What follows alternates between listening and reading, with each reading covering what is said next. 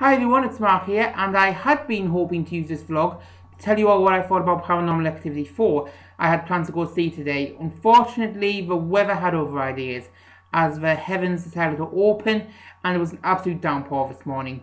So, it was so bad, basically, I had to hold off my trip until the weekend. So next week, I'll be doing a review of the film, hopefully, and I'll also be letting you know what I think of the other 3 films and the Paranormal Activity franchise as a whole. However, as a result of the Paranormal Activity films, I've been thinking about sequels a lot. And I know it's a generally unwritten rule that all sequels tend to be bad. I mean, you've got tons. You've got Weekend at Bernie's 2, The Next Karate Kid, Blues Brothers 2000, The Matrix sequels.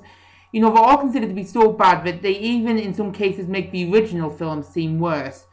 But there's also plenty of films where the sequels can be as good as, if not better, than the film that spawned it. And there's several that I like, so I decided I would use this vlog to tell you all my top 5 sequels that are as good as, if not better, than the original films. So, let's get started. Number 5. Bill and Ted's Bogus Journey. Bill and Ted's Excellent Adventure was one of my favourite films when I was growing up. I mean, what's not to like about it? You've got time travel in it. Bill and Ted, they're really likeable characters. It's a good story. You've got a great final bit with the report with the historical characters. And you've got the air guitar riff, which I'd always want to be able to do, you know, that part. But Bogus Journey, when I first saw it, I was just expecting more time travel, but it actually turns out to be a completely different story in its own right. There's very little time travel, but you can still see the original film there. I mean, you've got Bill and Ted die, they're replaced by robot doubles from the future. You've got the Grim Friggin' Reaper playing Twister. You've got Bill and Ted going to heaven. You've got aliens combining into a big blob.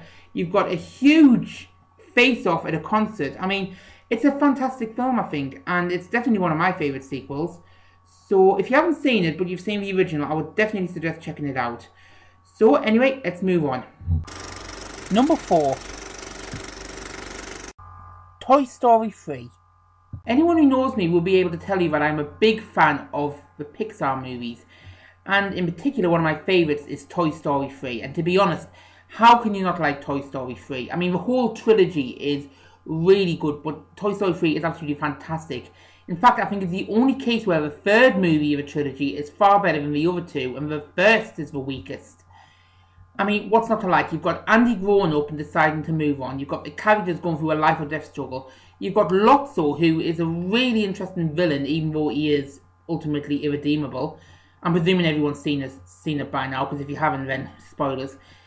But yeah, it's very dramatic as well for a film. I mean, the whole part where they're descending on the trash pile and all, like, just look at each other and realise that this is the end and, you know, hold each other's hands, that's really dark. And the idea of an animated film doing that is just blows my mind still. You know, the main characters nearly die and accept death.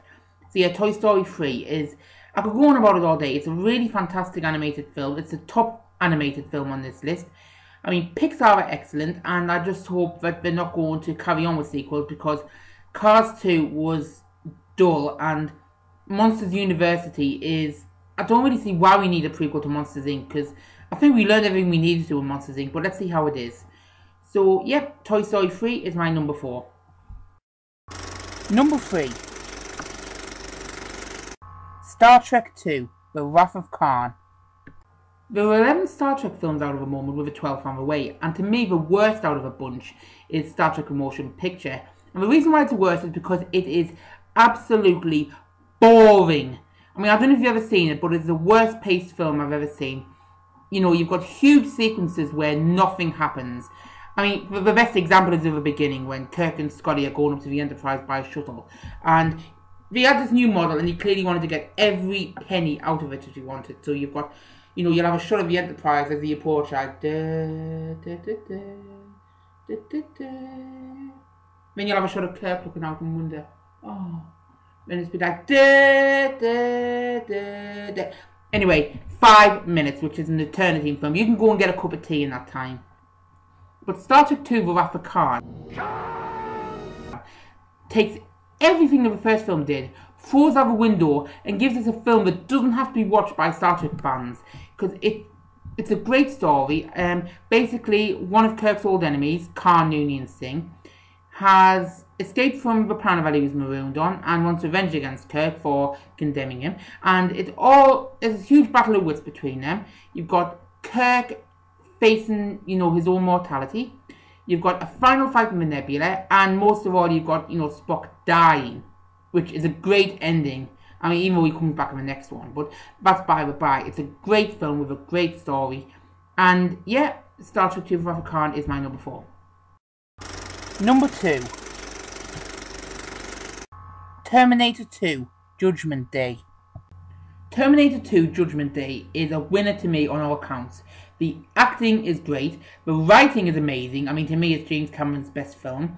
The effects, I mean, in the 80s they were groundbreaking and they were so good, they still look amazing today. And the story is a really good one. I mean, if you haven't seen the first Terminator, it involves Arnold Schwarzenegger being sent back to kill Sarah Connor. In the sequel, it involves him being sent back to protect John Connor from another Terminator. I mean, to me, it's a film that doesn't let up for a second. The story is honestly great. It's got some good comedy parts in, but it's a brilliant action film. I'm not normally a fan of action films, but to me, this is a good one. Every scene is excellent, but to me, the best part of the whole film is definitely at the end. The T-1000 is dead, and you got Arnold who says, I've got to go away and be destroyed. And when he's been lowered down into the lava, he's like, down he goes, and he gives a thumbs up as he leaves. I mean, to me, that's a great moment. It's one of my favourite film moments. So, yeah, Terminator 2: Judgment Day is a winner for me. And at number 1, The Dark Knight. Yeah, I know, surprise, surprise, it's a Batman film. I made no secret of the fact that I was a fan of the Batman films in my first vlog. And to anyone who knows me, this shouldn't be a surprise. But, what can I say about it? It's a great film. It's my favourite sequel. It's my favourite superhero film. And it's one of my favourite films of all time. I mean, the acting is superb. Christian Bale is great, even though I wish he kind of toned down the ridiculousness of his Batman voice. Heath Ledger, I mean, as the Joker, he's a star of his film, definitely. He deserves all the plaudits he got for it, and it's a tragedy that he, left the world too soon.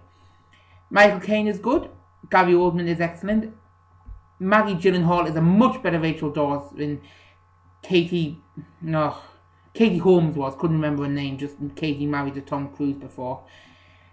But yeah, it's a great film. I think my only two tiny niggles of it are Christian Bale's voice and the fact that he killed off Rachel just as she became a likeable character. But to me, The Dark Knight is what a film should be. If you're doing a superhero film, this should be your template. It's dark, it's moody, it's got a couple of light moments, but otherwise it's a perfect example of Batman, it's a perfect example of a sequel. And that's all from me this week. I hope you all enjoyed this. If you've got any comments or if you disagree with me on any points, please feel free to leave me a comment below. I will be reading them all. If you want to send me a message on Twitter or add me on Twitter, my handle is in the title card at the end. And I hope you all enjoyed this. Hopefully I'll be here next week with my Paranormal Activity 4 review. That's assuming Mother Nature doesn't decide to screw me over. So, bye everyone.